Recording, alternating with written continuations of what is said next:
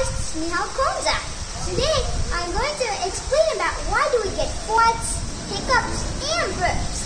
Let's talk about hiccups, as we know that diaphragm helps us to contract and relax our lungs, helping us to breathe.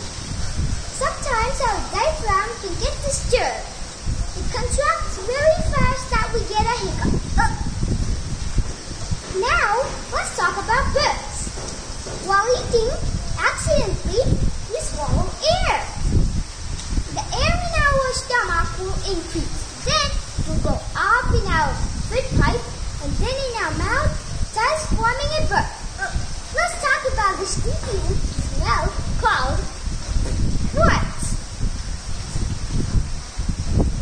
Just like burps, we again swallow air, and it goes down, down, and down.